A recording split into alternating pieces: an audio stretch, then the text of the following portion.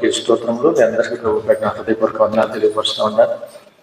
దేవుడు మనకి ఇచ్చిన మరొక చక్కని సమయం, దేవుడు మనకి ఇచ్చిన చక్కని అవకాశం. మన ఉపవాస దినాలు 40 పూట ఉపవాసాలు 9వ రోజు మనం చేరైన రోజున దేవుని మహాసంకల్పాన్ని బట్టి ఈ క్షణం వరకు ఎంతగానో మనం కాచి కాపాడి గొప్ప దేవుడు మనకి ఇచ్చిన గొప్ప అవకాశం. లేఖనం సెలవిస్తా ఉంది కదా, మన దేవుడు అంట ప్రేమ కలిగిన తండ్రి. అంటే ఎవరు మన దేవుడు? ప్రేమ కలిగిన తండ్రి, నిత్యుడుకు తండ్రి, పరలోకపు తండ్రి, ఆత్మలకు తండ్రి, జ్యోతిర్మయుడుకు తండ్రి, కనికరం కలిగిన తండ్రి, మహిమ గల తండ్రి. నిత్యము కూడా మన చేత ఇన్ని కార్యాలు చేస్తున్న మన దేవుడు నిరంతరము కూడా మన చేత స్తుతించబడాలి, ఘనపరచబడాలి, మహింపరచబడాలి. ఆ తండ్రికి చెందవలసిన ఘనత మన ద్వారానే చెందాలంటే చేతులెత్తి అందరం ఒకసారి దేవుని స్తుతిద్దాం. హల్లెలూయా, హల్లెలూయా, హల్లెలూయా. ప్రకారం బ్రతకాలం అంతా మన తండ్రికి మనం ఘనపడుతుంది. నేను కుమారుడిని అయితే నాకు కావాల్సిన ఘనత అయితే అడిగారు కదా. ఈ రోజున మనము దేవుని కుమారులమైతే, దేవుని బిడ్డలమైతే కుమారుడు తండ్రిని కనపరచను కదా అని బైబిల్ సెలవిస్తాం. కుమారులమైన మనము తండ్రిని ఏం చేయాలి? కనపరచాలి. అందుకని ఈ రోజున మన బ్రతుకులు మనం కొనసాగిద్దాం. సరే, పరిశుద్ధ గ్రంథం నుంచి దేవుని వాక్యం చూద్దాం. మీ చేతులకు కొన్ని పేపర్లు ఇచ్చాం కదా, అదే ఈ రోజున వాక్య భాగం. దేవుని వాక్య ప్రకారంగా ఈ రోజున మన అందరి జీవితాల్లో కూడా మనకు ఎదురవుతున్న పరిస్థితుల్లో ఏ పరిస్థితి వస్తే ఏ ప్రార్థన మనం చేయాలి, కొంత అవగాహన మనకు ఉంది.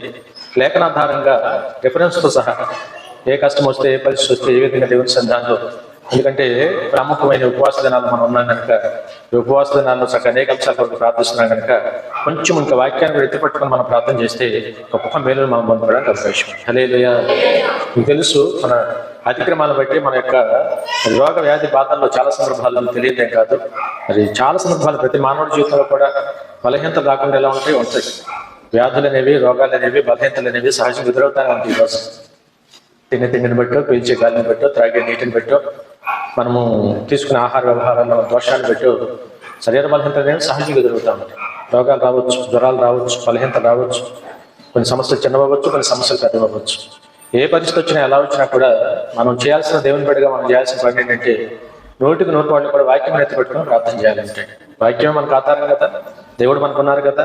లేఖనం సెలవిస్తా ఉంది, ఆయన అంటారు స్వస్థపరచు యెహోవా నేనే అంటున్నారు ఆయన రోజు. హల్లెలూయా. మన జీవితాలు ఏ రోగ వ్యాధి బాధలు ఎదురైనా, బలహీనతలు ఎదురైనా వాక్యం ఎత్తిపెట్టుకుని మనం ప్రార్థన చేసుకోవాలి. దానికి మనం చేయాల్సిన ప్రార్థన ఏంటంటే వాక్యం ఆధారమే.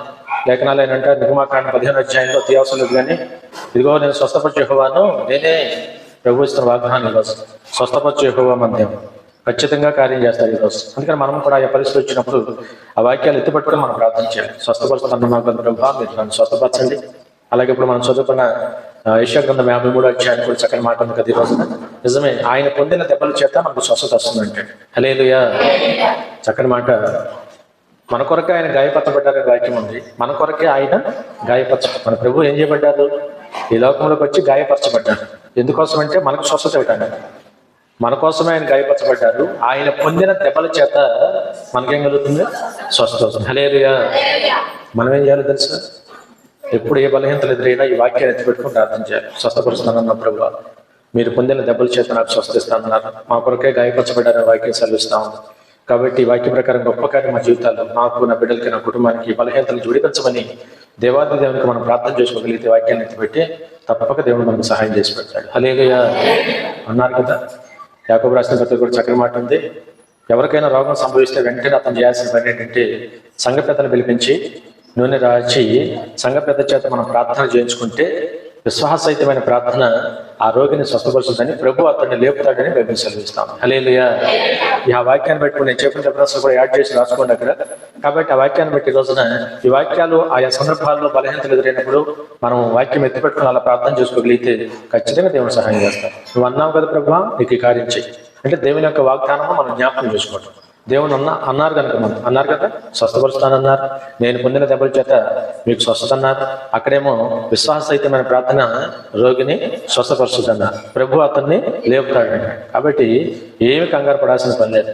కాబట్టి ఎన్ని ఎదురైనా, ఏ బలహీనతలు ఎదురైనా ఆ వాక్యమును చేతపట్టుకొని మనం ప్రార్థన చేసుకోగలిగితే అద్భుతంగా దేవుని కార్యం చేయడానికి సిద్ధంగా ఉన్నారు. హల్లెలూయా. అలాంటి ప్రార్థన ఉపవాస దినాలు ఏ బలహీనత ఉన్నా కూడా ప్రార్థన చేసుకోండి. నేను చెప్పిన 3 వాక్యాలు ఇంకా చాలా ఉన్నాయి. వాక్యాలు ఎత్తిపట్టుకుని ప్రార్థన చేయండి. తప్పక మన దేవుడు మన జీవితాల్లో సహాయం చేయడానికి అవకాశం కనపడతా ఉందండి. హల్లెలూయా. లేఖనాలు మనం చూద్దాం. మరొక అంశం ఉంది, రెండో అంశం మీ చేతిలో. సామెతల గ్రంథం 28వ అధ్యాయం మొదటి వచ్చి ఉంటాయి. ఎవడునూ తరమకుండానే దుష్టుడు పారిపోవును, నీతిమంతుడు. చాలాసార్లు మన జీవితాలు భయాలు వస్తాయి, కలవరపాట్లు వస్తాయి, అవునా కదా? చాలాసార్లు మన జీవితాలు అపవాది సాతాను మనల్ని భయపెట్టాలని ప్రయత్నం చేస్తూ ఉంటుంది. కానీ లేఖనం సెలవిచ్చిన మాట ఈ రోజున పరిశుద్ధ గ్రంథంలో చక్కని మాట ఉంది కదా, ఎవడనో తరమకుండానే దుష్టుడు పారిపోతాడు, నీతిమంతుడు సింహం వల్లే ధైర్యంగా ఉంటాడని బైబిల్ సెలవిస్తుంది. హల్లెలూయా. ఈరోజు చెప్పండి, ఒక మాట మనం గమనిస్తూ ఆలోచన చేస్తే, ఎన్నో భయాలు మనకు కలుగుతున్నా ప్రతి భయాల్లో, ప్రతి కలవరపాట్లో, ప్రతి ఆందోళనలో ఒక మాట చెప్పాలి, మీరు భయాలు అనేవి కలుగుతూ ఉంటాయి కదా. యథార్థంగా నిజంగా ఒప్పుకుంటే చాలా విషయాలు మనకు భయాలు కలుగుతూనే ఉంటాయి. కానీ ఈ రోజున మన దేవుడు మనకి వాగ్దానం చేశాడు. మొదట అన్నారు, అయినా చాలా సందర్భాల్లో భయపడొద్దని కొన్ని 100 సార్లు అని చెప్పారు. దైవ సేవకులు అంటారు, పరిశుద్ధ గ్రంథంలోనంట 365 సార్లు భయపడొద్దనే మాట ఉందంటే. ఏమనుంది? భయపడొద్దు. అందుకని ఈ రోజున మనకు భయాలు, ఆందోళన ఏదైనా ఎదురైనప్పుడు మన వాక్యం ఎత్తిపెట్టుకొని ప్రార్థన చేయాలి. అయ్యా మీరు అన్నారు కదా, దాదాపుగా సేవకులు చెప్తుంటే నేను విన్నాను, వారంతా కూడా పండితులైన వారు చెప్పిన మాట మరి చూసినప్పుడు 365 సార్లు భయపడొద్దన్న మాట మీరు రాయించి బలపరిచి వాగ్దానం చేశారంట. అంటే సంవత్సరానికి 365 రోజులు దానికి సేవకులు చెప్పిన మాట. ప్రతిరోజు దేవుడు మనకి ఇస్తున్న వాగ్దానం, భయపడొద్దు, భయపడొద్దు, భయపడద్దు. హల్లెలూయా. యెహోషువ గ్రంథంలో మరి చూసినప్పుడు మోషే మరణించిన తర్వాత యెహోషువకి నాయకత్వ లక్షణాలు అప్పగిస్తున్న పరిస్థితుల్లో కూడా చిన్నవాడిని నేను ఎలా సరిపోతానని యెహోషువ భయపడుతుంటే దేవుడు యెహోషువతో మాట్లాడుతున్నారు, భయపడద్దు, నిబ్బరంగా ఉండము, ధైర్యంగా ఉండము, మోషేకి తోడై ఉన్నట్టుగా నేను నీకు తోడై ఉండబోతున్నాను. హల్లెలూయా. ఈ వాగ్దానాన్ని చేతపెట్టుకొని మనం కూడా దేవుని యొక్క పరిశుద్ధ గ్రంథంలో ఉన్న లేఖనాల్లో ఉన్న ఆధారాలు ఏదైతే మరి వాగ్దానాలు ఏదైతే ఉన్నాయో అది ఆనాటి భక్తులకి కాదు, నమ్మిన మనందరికీ కూడా ఈరోజు ఆయనలో ఉన్న భయాలు దేవుని తీసివేయడానికి భయపడొద్దని చెప్పారు. ఇవాళ మన జీవితాల్లో కూడా ఏ భయాలు, ఆందోళన మనకు ఎదురవుతున్నా కూడా తప్పనిసరిగా మనం చేయాల్సిన పని ఏంటంటే దేవాది దేవునికి మనం మొరపెట్టుకోవాలంటే, భయపడొద్దని మీరు నాకు వాగ్దానం చేశారు, ఆ వాగ్దానాన్ని ఎత్తిపెట్టుకొని ప్రార్థన చేస్తున్నాం ప్రభా. కాబట్టి మాకు మన ప్రతి భయాలు తీసివేయమని ప్రార్థన చేయాలి. దావీదు కీర్తనలో అంటారు చక్రమాట, నాకు కలిగిన భయములన్నిటిలో నుంచి నా దేవుడు నన్ను చెప్పాలన్న, నా కలిగిన భయములన్నిటిలో నుండి నా దేవుడు నన్ను విడిపించాడు. హల్లెలూయా. ఈరోజు అదే మన దేవుడు చేశాడు. మనకు కలిగిన అనేక భయాలు దావీదు అంతటి వాడు చెప్తే మనమేమి గొప్పవారం కాదు కదా. భయాలు నాకే భయం లేదనేవాడు పెద్ద భయం వస్తుంది. ఏ భయం లేకుండా ఎలా ఉంటుంది? భయం ఉంటుంది ప్రతి మానవుడి జీవితంలో కూడా. వాళ్ళు లేచిన కాయించి పడుకునే వరకు అనేక రకాల పరిస్థితులు మనకు ఎదురవుతూ ఉంటాయి. కానీ ఈ రోజున వాక్యమే మనకు ఆధారం. భక్తులు అన్నారు, ఆ కలిగిన భయం అన్నింటిలో నుండి నా దేవుడే నన్ను విడిపించాడు. ఏటి నుంచి విడిపించాడు? విడిపించాడు అంటే భయపడ్డాడు కదా దావీదు కూడా. చెప్పండి, విడిపించాడు అంటే కలిగిన భయాలు అన్నాడు ఆయన. కాబట్టి ఈ రోజున మన జీవితాల్లో కూడా అటువంటి పరిస్థితులు ఎదురైనప్పుడు వాక్యం చేతపట్టుకొని ప్రార్థన చేయాలి. చాలాసార్లు ప్రభు అన్నారు భయపడొద్దని. అందుకని ఈ రోజున అర్థం చేసుకొని మరి మనం కూడా మన ఆత్మీయ జీవితంలో వాక్యం చేతపట్టుకొని దేవుని దగ్గర ప్రార్థన చేసేవారుగా ఉందాం. ప్రార్థన ఎంత శక్తివంతమైందో మళ్ళీ చెప్తున్నాను. ప్రార్థన చేసేవారుగా ఉంటే భయము, ఆందోళన కలిగించేది అపవాది సాతాను. ప్రార్థన చేయటం ద్వారా దుష్టును తరమగొట్టి శక్తినిచ్చేది దేవుడు. హల్లెలూయా. ప్రభు అంటున్నారు ఇక్కడ, ఎవడనో తరమకుండానే దుష్టుడు పారిపోతాడు. మనమేమి తరమవసరం లేదు, కూర్చొని ప్రార్థన చేస్తే ఆడే పారిపోతాడు. ప్రార్థన దుష్టుడిని పారదోలును. చెప్పండి మాట, ప్రార్థన దుష్టుడిని పారదోలును. ఆమేన్. హల్లెలూయా. హల్లెలూయా. ప్రార్థన దుష్టుని పారదోలును. 100కి 100 ఈ మాట వాస్తవం. చాలా మరి శక్తులు వాళ్ళ మనుషులు ఇబ్బంది పెడతారు. చాలా రకాల భయాలు ఈ రోజు మనుషులు ఇబ్బంది పెడతారు. వాళ్ళు 100కి 100 అదే అంటారు. ప్రభు అంటున్నారు అక్కడ మాట, నీతిమంతుడైతే సింహం వల్లే ధైర్యంగా ఉంటాడని వైపు చదివిస్తాం. దేవుడు ఏమిస్తాడు? ధైర్యం ఇస్తాడు. దేంతో పోల్చాడు? సింహంతో పోల్చాడు. ఎవరికి ఉంటుంది ఆ ధైర్యం? నీతిమంతుడికి ఉంటుంది. ఎవరికి ఉంటుంది? అందుకని మనం ఏముండాలంటే నీతి కలిగి ఉండాలి. దేవుడు ఆ ధైర్యాన్ని, మనకున్న ప్రతి భయాలు దేవుడు తీసివేయాలంటే 100కి 100 కూడా మనం నీతి కలిగి ఉండాలి ఈరోజు. అందుకని వాళ్ళ వాక్యమైన మనందరి జీవితాల్లో కూడా ఈ మాట కూడా బాగా మనసులో పెట్టుకొని ప్రభువుకు మీరు ప్రార్థన చేయండి. 2 తిమోతి పత్రిక 1వ అధ్యాయం 7వ వచనం కూడా దీనికి సంబంధించిన మాట. 2 తిమోతి పత్రిక 1వ అధ్యాయం 7వ వచనం, దేవుడు శక్తియు ప్రేమయు ఇంద్రియ నిగ్రహము కలిగిన ఆత్మనే ఇచ్చిన గాని పిరికితనము గల ఆత్మ దేవుడు మనకి ఎక్కడ ఇవ్వలేదండి. హల్లెలూయా. ఇంద్రియ నిగ్రహం కలిగిన ఆత్మ ఇచ్చారు దేవుడు. చెప్పండి, ఏ నిగ్రహం? ఆ విధంగా చూసినప్పుడు పిరికితనం గల ఆత్మ మనకు అయిందానికి కాగడానికి ఈ రోజున మనుషులు కలిగే ఆలోచన భయాలు కట్టే ఉండవచ్చు, కానీ దేవుడు మనకి ఎప్పుడు ధైర్యం ఇస్తాడు ఈరోజు. హల్లెలూయా. చెప్పండి, వాళ్ళు ఎన్నోసార్లు మన జీవితాల్లో ఆ ధైర్యం దేవుడు మనకు ఇచ్చాడు ఈరోజు. భయాలు రాలేదంటే హార్ట్ఫుల్గా యథార్థంగా చెప్తే చాలా భయాలు వచ్చినాయి. కానీ ఈ రోజున వాక్యమే మనకు ధైర్యం ఈ రోజున. ఎందుకంటే మనలో దేవుని ఆత్మ నింపుకుంటే అది పిరికి ఆత్మ మనకి ఇవ్వాలి. పిరికితనం నూరిపోయింది. ఎప్పటికప్పుడు వాక్యం జ్ఞాపకం చేస్తున్నప్పుడు, ప్రార్థన చేస్తున్నప్పుడు వాక్యం జ్ఞాపకం చేస్తున్నప్పుడు, దేవుని సంతానం ప్రభువుని నమ్ముతున్నప్పుడు, సంఘ సహవాసం మనకు కొనసాగుతున్నప్పుడు ఎనలేని ధైర్యం దేవుడు మనకి ఇస్తూనే ఉన్నారు, ఇచ్చారు ఈ రోజున. హల్లెలూయా. పిరికి ఆత్మ దేవుడు మనకి ఇవ్వాలి. లఘువ మాట అంటాడు అక్కడ, దాస్యపు ఆత్మ దేవుడు మనకి ఇవ్వలేదంటే ఆయన ఆత్మని, దత్తపుత్రాత్మను దేవుడు మనకి ఇచ్చారు ఈరోజు. కాబట్టి వాళ్ళ వాక్యమైన మనందరి జీవితాల్లో కూడా నోటికి నోటివాళ్ళు ఆ మాటను అర్థం చేసుకోవాలి. ప్రభు అంటున్నారు, శక్తి, ప్రేమ, ఇంద్రియ నిగ్రహం కలిగిన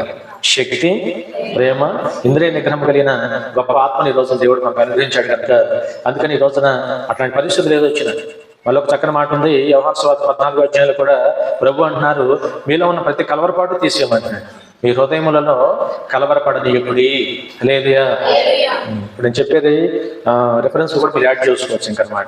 చూడండి, అందుకనే వాక్యంలోకి వెళ్తే ఎంత గొప్ప దేవుడు అంటే, పుట్టప్పుడు కొన్ని విషయాలు వస్తే వాక్యం దేవుని సందర్భాల నుంచి మాట్లాడితే రిలేటెడ్గా ఉన్న వాక్యాలన్నీ గుర్తు చేస్తూ ఉంటాడు. ఎంత గొప్ప దేవుడు. అందుకని ఆయన పనిలో కొనసాగుతున్నప్పుడు నేను చెప్పిన 1-2 రాశాను అక్కడ, కానీ ఇప్పుడు నేను చెప్తున్న విషయాలు రిలేటెడ్గా 4-5 రిఫరెన్సెస్ దేవుడు ఇస్తున్నాడు ఈరోజు. హల్లెలూయా. అందుకని ఈ రోజున లేఖనాలు మనం గమనిస్తే ఆలోచన చేస్తే మరి ఖచ్చితంగా ఆ ప్రకారం మనం ముందుకెళ్ళాలి. అందుకని అంటారు 14వ అధ్యాయం యోహాను సువార్త అంటున్నారు కదా, మీ హృదయంలో మీరు కలవరపడి మాకండి, ఏ మాత్రం కంగారు పడి మాకండి. అయ్యో ఏంటి అందరిని వదిలిపెట్టుకొని ఈ దేవుడు నమ్ముకున్నాను, బంధువులు స్నేహితులు ఎవరు నాకు సహకరించట్లేదు, ఏమైపోతానా అనే కలవరపాటు మనకు ఉండాల్సిన పని లేదు. నోటికి నిలబడి గొప్ప దేవుని మనం నమ్ముకున్నాం. హల్లెలూయా. మనం పిలిచిన దేవుడు నమ్మదగిన వాడు. హల్లెలూయా. మనం నమ్ముకున్న దేవుడు నమ్మదగిన వాడు. హల్లెలూయా. వాగ్దానం చేసిన దేవుడు నమ్మదగిన వాడు. హల్లెలూయా. నిజమండి, రోజున వాగ్దానం చేసిన దేవుడు నమ్మదగిన వాడు. మనమేమి ఆందోళన పడవసరం, ఏమైపోతామో అన్న భయం అవసరం. నోటికి నోటివాళ్ళు ఈ రోజున మరి వాక్యం ఉంది కనుక ఈ రోజు మన జీవితాల్లో ఆయన మీద భారం వేసి ప్రతి భయాలు, ప్రతి కలవరపాట్లు అన్నీ పెడతాం, తప్పక దేవుడు సహాయం చేస్తాం అంటున్నారు కదా. మీ హృదయాలు మీరు కలవరపడినారు. ప్రభు అంటారు ఇక్కడ, నా తండ్రి ఇంటి అనేక నివాసాలను నేను చెప్పాను, ఏం పర్లేదు, నేను అనాథలుగా మనం నడిచిపెట్టానని చెప్తున్నాను. అవును కదా. ఇవాళ మన దేవుడు మనం పిలిచిన తర్వాత మనం చేయాల్సిన పని ఏంటో తెలుసా? ఇప్పుడు నేను చెప్పినవన్నీ ఆయన మనకు చేయాలి అంటే ఆయన మనం పిలిచాలని గుర్తుపెట్టుకొని మనము ఆయన పిలుపులో ఉంటాం నేర్చుకోవాలి. ఎవరి పిలుపులో ఉండాలి? ఏ పరిస్థితులు వచ్చినా దేవునికి ఇచ్చిన మాట ప్రకారం నడవాలి. దేవుని విడిచిపెట్టకూడదు, దేవుని సన్నిధి విడిచిపెట్టకూడదు, ప్రార్థన విడిచిపెట్టకూడదు, వాక్యం విడిచిపెట్టకూడదు, దేవుని సహవాసం మన ఆత్మజీవితాలు కొనసాగించాలి. ఈ ప్రకారం మనం నడవగలిగితే నోటి రోజున ఆయన ఇచ్చిన ప్రతి వాగ్దానం మన జీవితాన్ని నిర్వహిస్తాం. ఆయన అంటున్నారు, నా తండ్రి ఇంటి అనేక నివాసాలు ఉంది మీ కొరకు, మీకు స్థలము సిద్ధపరచడానికి వెళ్తున్నాను. ఏమిస్తాను? స్థలము సిద్ధపరచడానికి వెళ్తున్నాను ఈరోజు. ఎంత గొప్ప దేవుడు ఈరోజు. ఇవాళ మరి తల్లిదండ్రులుగా మనం కూడా మన పిల్లలకి జన్మనిచ్చిన తర్వాత పిల్లలకి ఏదో ఒకటి సమకూర్చాలని ఆశపడతాం కదా. కాస్త ఇల్లు, కాస్త వాకిలో, కాస్త ఆ విధంగా సంపదో, కాస్త మంచి వచ్చాడు వారికి సమకూర్చాలని తల్లిదండ్రులుగా మనం ఎంత తాపత్రయపడతామో. అందుకనే దేవుడు అంటారు చక్కని మాట, దేవుని మీరు చెడ్డవారైండు కూడా మీ పిల్లలకి మంచి ఈవులు ఇవ్వాలని మీరే అనుకుంటున్నప్పుడు మీ పరలోక తండ్రి, శ్రేష్టమైన తండ్రి, అంతకన్నా శ్రేష్టమైన ఈవులు మీకు ఇవ్వరా అని ప్రభు వాక్యం చదివిస్తాం. హల్లెలూయా. అందుకని మనం నమ్మాలి. ఇంకా మనకు భయమేముంది రోజు? మనం ఖచ్చితంగా మనకు స్థలము సిద్ధపరచడానికి వెళ్ళాలి. అందుకనే ఆత్మ సంబంధమైన జీవితంలో నోటికి నోటివాళ్ళు కూడా మరి ఇంకా మనం గమనించవలసింది ఏంటంటే, ఈ లోకం కన్నా శ్రేష్టమైన దేవుడు ఇస్తానంటున్నాడు. నిత్య రాజ్యం. ఈ లోకంలో 70-80 ఏళ్ళు అవునన్నా కాదన్నా, అధిక బలం అయితే కొంచెమేమో, కానీ ఈ రోజు దేవుడి స్థానం శాశ్వత రాజ్యంలో, ఆ శాశ్వత జీవంలో, ఆ నివాసంలో మనం చోటు దక్కించుకోవాలి రోజు. అందుకనే మనం భయపడదు.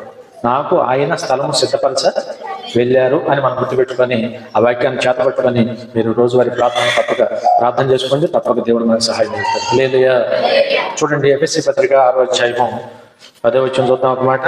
ఎఫెసీ పత్రిక 6వ అధ్యాయము చదువుకు, ప్రభు యొక్క మహాశక్తిని బట్టి ఆయన యందు మీరు బలవంతులై ఉండండి, మీరు అపవాది తంత్రములను ఎదిరించుటకు శక్తిమంతులైనట్ల దేవుడిచ్చు సర్వాంగ కవచములను ధరించుకుని. హల్లెలూయా.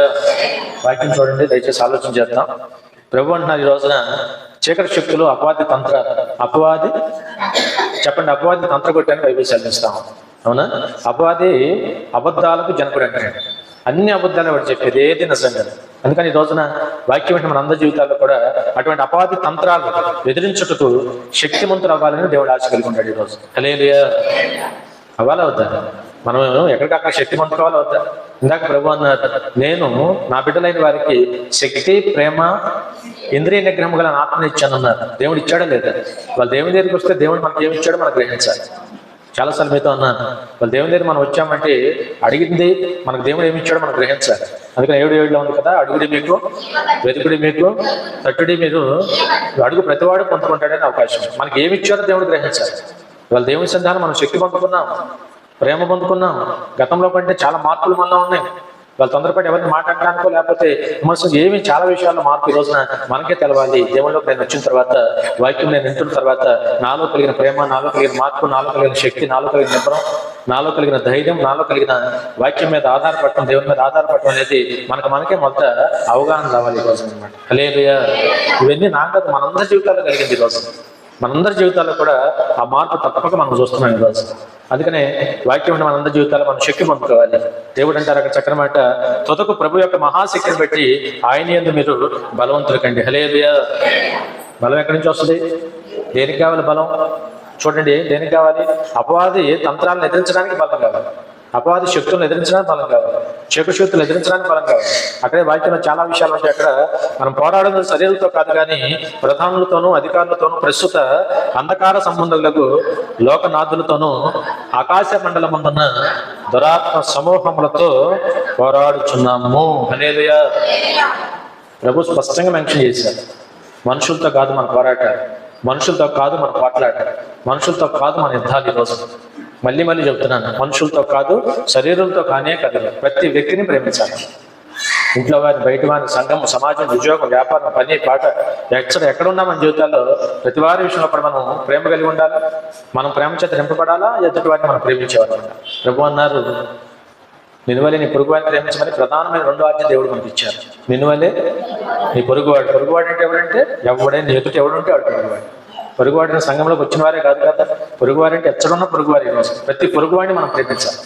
వాళ్ళ సహోదర ఇవన్నీ దేవుని సంధానం మనం పొందుకున్నాం ఈరోజు.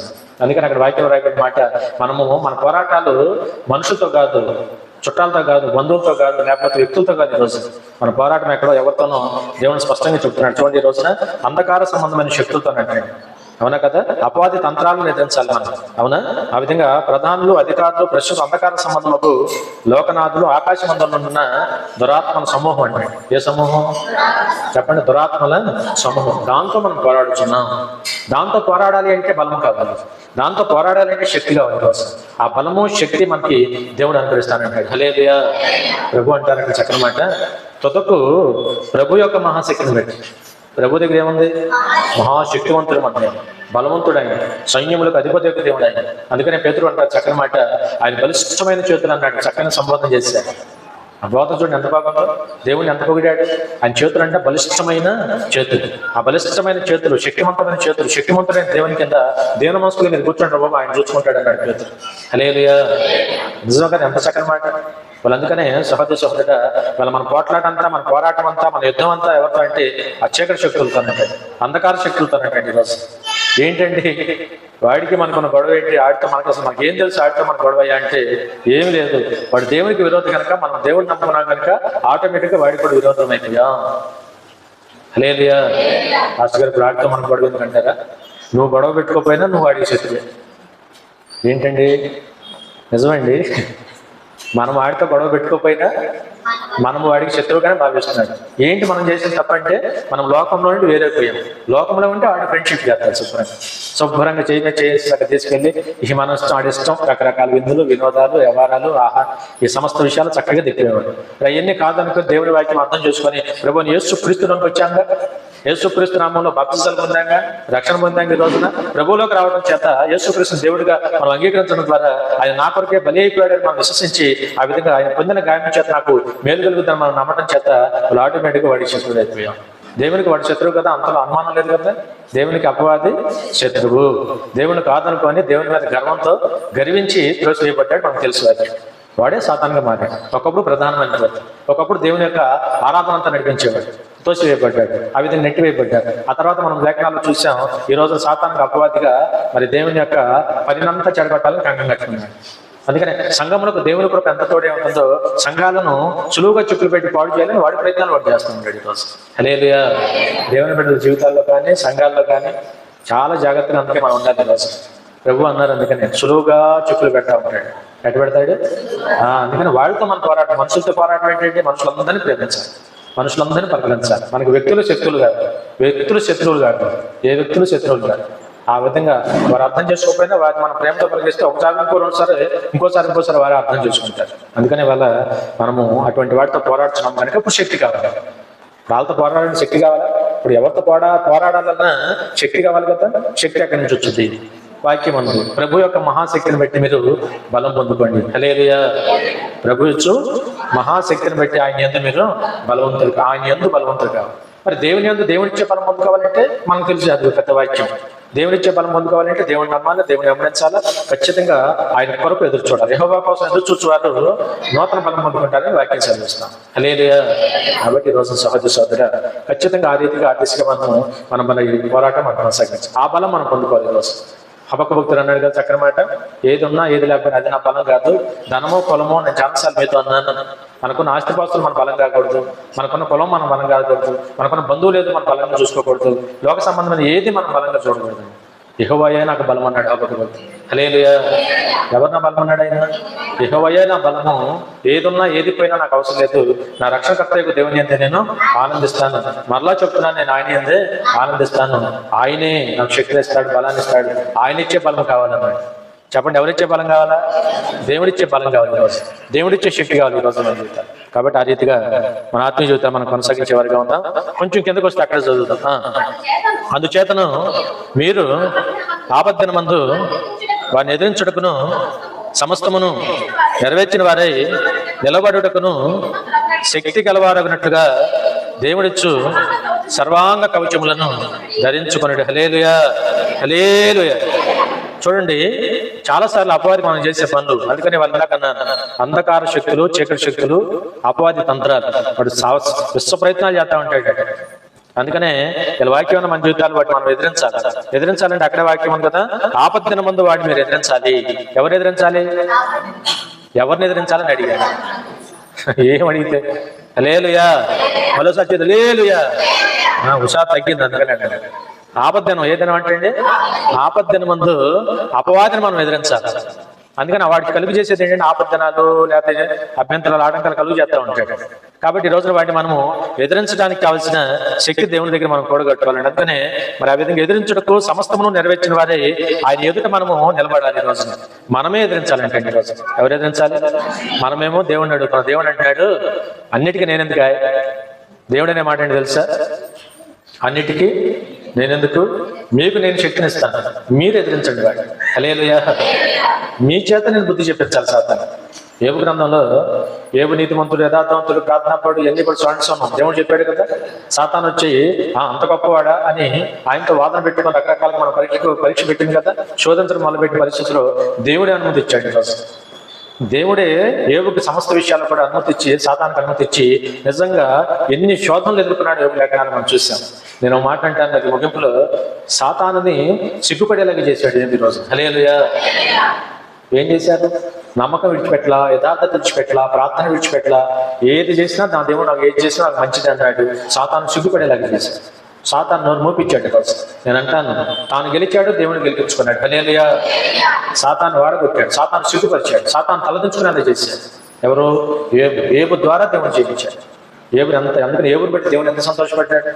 చివరిలో కూడా అదే అన్నాడు, యోబు లాంటి మరి ప్రార్థన ఎవరిలో లేదంటే స్పష్టంగా ప్రభు అన్నాడు. స్నేహితులతో మరి వార్నింగ్ ఇచ్చేటప్పుడు అయితే చెప్పాడు, యోబు మీ నిమిత్తం ప్రార్థన చేస్తాడు, అతను తప్పనిసరిగా అతను ఏదైతే మనసులో ఉంచుకునేవాడు కాదు, మనుషులను ఎవరిని కూడా ఆయన శత్రువుగా భావించాడు. ఆయన అతని దగ్గరికి వెళ్ళి మీరు ప్రార్థన చేసుకుని క్షమాపణ అడగండి, ఆయన క్షమించినాడు, నేను మిమ్మల్ని క్షమిస్తానని దేవుని చెప్పాడు. హల్లెలూయా. అందుకని ఈ రోజున మరి మనం ఎదిరించాలి. ఈ రోజున మనం ఎదిరించాలంటే అందుకని మనం ఆడడానికి కాందానికి భయపడద్దు. లోకంలో అవునన్నా కాదన్నా చాలా మంది వీటి చేత పీడించబడుతున్నారు. చాలా మందిలో దూరేసింది చీకటి శక్తులు, అంధకార శక్తులు. అమ్మో ఇవాళ దేవుల్లో ఉంటారు, ఎంత అదృష్టం తెలుసా? పరిశుద్ధ గ్రంథం మన చేతిలో ఉండి, అవునా, వాక్యం హృదయంలో ఉండి మనం నిత్యము దేవుని పనిలో కొనసాగుతూ మన గృహాల్లో మనం ప్రార్థన చేస్తే గోల్డ్ చీకటి శక్తులు అంధకార శక్తులు మన దరిదాపు రాకుండా దేవుడు పాల్గొతాడు. హల్లెలూయా హల్లెలూయా. చాలా వాటిని దేవుడు పాల్గొతాడు. లేకపోతే ఆడితే తట్టుకుంటాం, వాటితో మన వల్ల ఉంటుంది. అందుకని ఈ రోజున దేవుల్లో ఉండటం ఏంటి లాభం అంటే కంటికి కనపడే లాభాలు. దేవుడు మన కొరకు ఏం సిద్ధపరిచాడో ఎన్నో సిద్ధపరిచాడు ఈరోజు అని గమనించాలి ఈరోజు. అందుకనే అక్కడ అంటున్నాను చూడండి మాట, నిలబడటకు మీరు శక్తిమంతులు ఉన్నట్లుగా దేవుడిచ్చే సర్వాంగ కవచాలు మీరు ధరించండి. దేవుడిచ్చే సర్వాంగ కవచాలు, సర్వ అంగ కవచం 3 ఉండే అక్కడ. సర్వము అంటే మొత్తం, అంగం అంటే నీ అవయవాలన్నీ కప్పేవి, కవచం అంటే సేఫ్టీ. 3 ఉండయా మీకు? అన్ని తెలుగు నేర్పాలి. 3 సర్వ అంగ కవచం. సర్వ శరీరాన్ని, అంగం అంటే సర్వాంగం యొక్క అంగాలని కప్పి ఉంచి, అవయవాన్ని కప్పి ఉంచి కవచం అంటే దేవుడిచ్చేది. మనకు తెలుసు అవి ఏంటంటే కూడా ఏలయనగా అవి ఏమిటంటే మీ నడుముకు సత్యాన్ని సత్యమను దట్టి కట్టుకుని నీతి అను మైమరుపు తొడుక్కొని పాదములకు సమాధాన సువార్త వల్ల అయిన సిద్ధ మనస్సును జోడు తొడుక్కొని నిలబడుడి. హల్లెలూయా హల్లెలూయా. క్రైస్తవ జీవితంలోనండి ఆత్మానుసారంగా నిలబడాలన్నా, దుష్టుని ఎదిరించాలన్నా, అపాత్మనంతా లయపరచాలన్నా దేవుడిచ్చే శక్తి మనం పొందుకొని నిలబడాలి. దేవుడిచ్చే శక్తి పొందుకోవాలంటే ఆయన ఇచ్చే సర్వాంగ కవచాలు ధరించుకోవాలి. దేవుడిచ్చే సర్వాంగ కవచాలు, దేవుడిచ్చే సర్వాంగ కవచాలు. కాబట్టి ఈ రోజున ఆ సర్వాంగ కవచాలు ఏంటో ప్రభు సెలవిస్తున్నారు. ఇందాకేమన్నారు ఆయన? అబ్బాయి మీరు ప్రార్థన చేయండి, మరి నేను ఎదిరిస్తానంటలా, మీరు నన్ను నమ్మి నా శక్తి పొందుకొని మీరే ఎదిరించండి. ఎంత బాగుంది మాట. మన పిల్లలు మనం ఏం కోరుకుంటాం? ఎలకాలం ఉన్న వాళ్ళ మనమే పనిచేసి పెట్టి అన్ని చక్కగా అనుకుంటా ఉంటాం. వయసు పెరిగే కొద్దీ మన పిల్లలు కూడా అన్ని పనులు నేర్చుకోవాలి. వారే ఒక్కొక్కటి నేర్చుకొని మనకు కాస్త వయసు పెరుగుతుంది, మన బలం తగ్గుతుంది. వారి వయసు పెరుగుతుంది, వారి బలం పెరుగుతుంది. ఏమైనా అర్థమైందా? మనకు తలకాయ ఎక్కిట్టాను అప్పుడే. హల్లెలూయా. ఒకసారి అందరూ ఆమేన్ చెప్పండి. హుషారుగా ఉండండి. కాబట్టి సహోదరు రోజు కొట్టాలి అయితే ఏం హుషారు అంటారు? రోజు కొట్టాలి కాబట్టి హుషారు అన్నారు. అవునా కదా? కాబట్టి సహోదర ఈరోజు వాక్యాన్ని మన జీవితాలు మన బలం తగ్గుతూ ఉంటుంది, వాళ్ళ బలం పెరుగుతూ ఉంటుంది.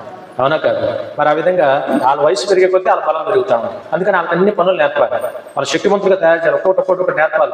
ఇంటి పనులు, బయట పనులు, బ్యాంకు పనులు, లేకపోతే పరిస్థితులు, అన్ని పనులు ఒక్కొక్కటి పిల్లలకి మనం నేర్పుతూ ఉండాలి. మన తల్లిదండ్రుల వారు మనకు నేర్పట్టే కదా. ఈరోజు మా నాన్న ఈ సమయంలో నాకు బాగా జ్ఞాపకం వస్తారు. ఎన్నో పనులు ఒక కాలం వచ్చిన తర్వాత మళ్ళగా మొత్తం అన్ని పనులు నా చేత చేయించేవాడు. ఆ చేయించడం అనేది నిజంగా ఆ రోజున విసుకురామం లేకుండా చెప్పిన పనులలో వెళ్ళి అన్ని కొనుక్కురావడం, చేయటం అన్ని నేర్చుకున్నాను కనుక ఒక అవగాహన వచ్చింది మన జీవితాలు. హల్లెలూయా. ప్రతిదీ ఎక్స్పీరియన్స్ కావాలిగా. నేను చెప్పడం వేరు, మన వ్యక్తిగతంగా చేయటం వేరు. అవునా లేదా? వ్యక్తిగతంగా ఎవరికి వాడు ఎక్స్పీరియన్స్ అవ్వాలి అంటే ఎవరికి వాడు శక్తి పొందుకోవాలి. శక్తి పొందుకోవాలంటే ఎవరికి వాడు అన్ని పనులు నేర్చుకోవాలి అవుతుంది. ప్రతివాడు అన్ని పనుల్లో ఒక అవగాహన కలిగి ఉండాలి. అది తెలియదు అనకూడదు, తెలుసుకోవడానికి ప్రయత్నం చేయాలి. తెలుసుకోవాలి అనుకుంటే దేవుడు చాలా విషయాలు తెలియపరుస్తాడు ఈరోజు మన జీవితాలు. కాబట్టి సహోదరుల వాక్యాన్ని మన జీవితాల్లో ప్రభు అంటున్న చక్కని మాట. అవును కదా? దేవుడిచ్చే సర్వాంగ కవచాలు మనము ధరించుకోవాలి. ఏంటయ్యా అంటే అవి నడుముకు సత్యం, నడుముకు దట్టి అని కట్టుకోమన్నాడు. నీతి అను మైమరుపంట, పాదాలతో సమాధానమును సువార్త, సిద్ధ మనసు మనం పడుకొని దేవుని ఎదుట నిలబడాలి. ఇంకా అవే కాకుండా కింద కొన్ని ఉన్నాయి కదా, ఇవి కాక విశ్వాసమను డాలు పట్టుకుని దానితో మీరు దుష్టుడి అగ్ని బాణములన్నిటినీ ఆర్పుటకు శక్తిమంతులకు. హల్లెలూయా. దుష్టుడు ఏమేస్తాడు చెప్పండి? దుష్టుడు ఏమేస్తాడు? అందుకని మనం ప్రార్థన చేయనప్పుడల్లా ఎఫెసీ పత్రిక ఈ మాటలన్నీ జ్ఞాపకం చేసుకుని ప్రార్థన చేయాలి. ప్రభువా నువ్వు శక్తిని ఇస్తానన్నావు కదా, నిన్ను బట్టి శక్తి పొందుకోమంటున్నావు కదా, నీ ఇచ్చే శక్తిని బట్టి అపవాదం ఎదిరించమంటున్నావు కదా. కాబట్టి ఈ రోజున ఈ విషయాలు బట్టి మనం ప్రార్థన చేయగలిగితే ప్రభు అంటారు విశ్వాసం అని డాల్ అంటే. ఏ డాల్ అంటే తెలుసా? పెద్ద బొచ్చులాగా ఉంటుంది, పట్టుకోవడానికి లోన హ్యాంగర్ ఉంటుంది. ఇలా పట్టుకుంటే అవతల వాడి కత్తి విసిరితే దాన్ని అలా పెట్టాడు అనుకోండి, కత్తి దెబ్బ యువతల వాడికి తగలకుండా ఆపుతుంది అనమాట. ఇవాళ కత్తి మీకు తెలుసు కదా, అపవాది అనేక రకాల అగ్నిబాణాలు మన మీద వేస్తూ ఉంటాడు. వాడు నాపాలంటే మన చేతులే ఉండాలి, డాల్ ఉండాలి. డాల్ అంటే విశ్వాసం అంటే వాడిని ఎదుర్చవచ్చు. హల్లెలూయా. అక్కడే మాట్లాడుతుంది రక్షణ శిరస్త్రానము దేవుని వాక్యం అని ఆత్మ ఖడ్గమును. ఒకసారి ఎన్ని చెప్పేస్తాను, ముగిచ్చేద్దాం, మళ్ళీ రేపు మాట్లాడుతున్నాను. ఒక్కో మాట మనం చూసినప్పుడు ఇవాళ అవన్నీ మనం ధరించుకోవాలి ఈరోజు. ఇప్పుడు రేపు పొద్దున్న మీరు ఇప్పుడు వెళ్ళగానే వాక్యం అదే డాలంట, కట్టంట, 2 జోళ్ళు అంటే మొత్తం అవన్నీ కొనుక్కొచ్చారు. రేపు పొద్దున ఒక జత నాకు కూడా తెచ్చేది. డాల్ దమ్మన్నాడు అనేప్పుడు ఎక్కడ కత్తులు కట్టాలి. మొన్న కొండపల్లి కిల్లాకి వెళ్ళి వచ్చాం. అవునా? అక్కడ అన్ని కోటలు కత్తులు ఎన్ని పాత ఎన్ని జాగ్రత్తగా భద్రపరిచారు. ఇప్పుడు అవన్నీ నేను తీసుకున్నామని చెప్పట్లా, అవి సూచన కాబట్టి సైనికుడు యుద్ధం చేయాలంటే ఏ ఏ వస్తువులు ధరించుకుంటాడో ఆత్మానుసారంగా విశ్వాసి అపవాదితో సాతాంతో మనం యుద్ధం చేయాలంటే కంటికి కనపడిన ఆయుధాలు మనం ధరించుకోవాలంటే. హల్లెలూయా. కంటికి కనపడే ఆయుధాలు కాదు, మనం కంటికి కనపడిన శత్రువుతో పోరాడుతున్నాం కదా. శత్రువు మన కంటికి కనపడుతున్నాడా? ఉన్నారమ్మ ఇక్కడ కొంచెం లైట్ పోకుండా పెద్దగా ఆశపడతానండి. లేదు, మేము ఉన్నాం, సజీవంగా ఉన్నాం, జీవం కలిగి ఉన్నాం, ఖచ్చితంగా యాక్టివ్గా ఉన్నాం అంటాను సూచనగా చూపండమ్మా. హల్లెలూయా. కాబట్టి సహోదర సభ ఇచ్చేస్తాను. కాబట్టి ఆ రీతిగా నోటికి నోటివాళ్ళు దేవుడిచ్చే కంటికి కనపడిన శత్రువుతో, ఏ శత్రువు చెప్పండి? కంటికి కనపడిన శత్రువుతో కంటికి కనపడిన దేవుడిచ్చే ఆయుధాలు ధరించుకొని యుద్ధం చేయాలి మన జీవితాలు. హల్లెలూయా. ఇంకొక మాట చెబుతాను, ఇవి ఆత్మ సంబంధమైన యుద్ధపు కదా. ఆత్మ సంబంధమైన శక్తి మనం పొందుకోవాలి. ఇవి కంటికి కనపడవు కానీ ఇవన్నీ ధరించుకోవాలి. ఒక్కొక్కటి దాదాపు ఒక 7 అంశాలు ఉన్నాయి కదా చక్కని మాట. మొదటి అంశం ఏమో నడుముకు సత్యం అంటే సత్యమే కదా. సత్యం ఉండాలి, నీతి ఉండాలి, సమాధానం ఉండాలి, విశ్వాసం ఉండాలి. అంతేకాకుండా మరి చూసినప్పుడు రక్షణ ఉండాలి, ఆత్మక వాక్యం ఉండాలి. హల్లెలూయా. ఏముండాలి చెప్పండి మళ్ళీ? సత్యము, నీతి, సమాధానము, తర్వాత విశ్వాసము, రక్షణను, శిరస్త్రానము, ఆత్మకట్టం, వాక్యమనే ఆత్మకట్టం, వాక్యమనే. హల్లెలూయా. ఈ 6-7 విషయాలు కూడా మనం గుర్తుపెట్టుకొని ఇవి మనం ధరించుకోవాలి. అవునా కదా? ఇవే ఆయుధాలు. మీకు అర్థమైందమ్మా? ఇవే సత్యమే నీ ఆయుధం, నీతే నీ ఆయుధం, సమాధానమే. మళ్ళీ చెప్తాను, ఎంత బాగుంది చూడండి.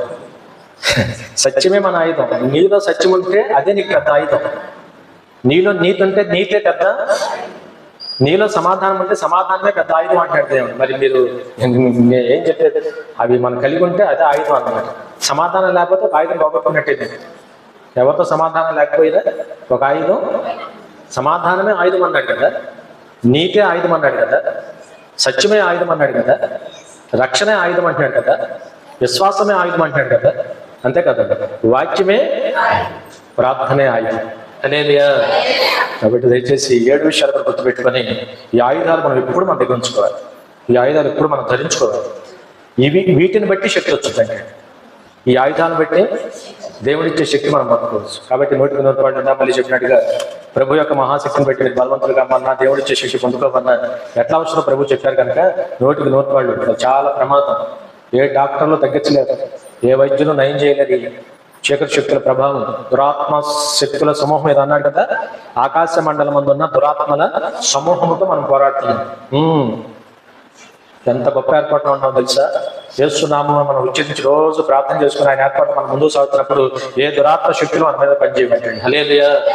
మరి వాక్యం మన జీవితాల్లో ఆ 7 ఆయుధాలు మనం ధరించుకొని వాక్యాన్ని బట్టి ప్రార్థన చేసుకుని, అవునా, ఆ 7 అంశాలు గుర్తుపెట్టుకొని వాక్యాన్ని బట్టి ప్రార్థన చేసుకొని తప్పక మన దేవుడు మనకు తోడే. వాళ్ళు 3 అంశాలు మాట్లాడుకున్నాం. ఒకటి, వ్యాధులు, రోగులు, బాధలు వస్తే ఏ విధంగా ప్రార్థన చేయాలో మనం చూసాం. రెండోది మనం చూసాం, భయాలు, ఆందోళన, కలవరపాట్లు వస్తే ఏ విధంగా వాక్యం ఎత్తిపెట్టుకుని ప్రార్థన చేయాలో మనం నేర్చుకున్నాం. మూడోది, చీకటి శక్తులు, అంధకార శక్తులు, అపవాది తంత్రాలను ఎదిరించాలి అంటే ఏ విధమైన వాక్యాలు మనం చేతపట్టుకుని ప్రార్థన చేయాలో, ఏమి ధరించుకోవాలి, ఏమి ధరించుకొని మనం శక్తి పొందుకొని వాటిని ఎదిరించాలో వాక్యం మనం విన్నాం కదా. ఆ ప్రకారంగా అవన్నీ ధరించుకొని అవన్నీ కలిగి వాక్యం ఎత్తిపట్టుకొని ప్రార్థన చేసుకోండి. తప్పక శక్తి దేవుడు ఇస్తాడు. హల్లెలూయా. తప్పక దేవుడు మనకు తోడే ఉంటాడు. హల్లెలూయా. హల్లెలూయా. ప్రకారం మన ఆత్మీయ జీవితం మనం కొనసాగిద్దాం. వచ్చే 4 విషయాలు ప్రభు చెప్పిన రేపే మాట్లాడుకుందాం. తప్పక మన ప్రభు మనకి సదాకాలము తోడే నడిపించిన గాక. హల్లెలూయా. ప్రార్థన.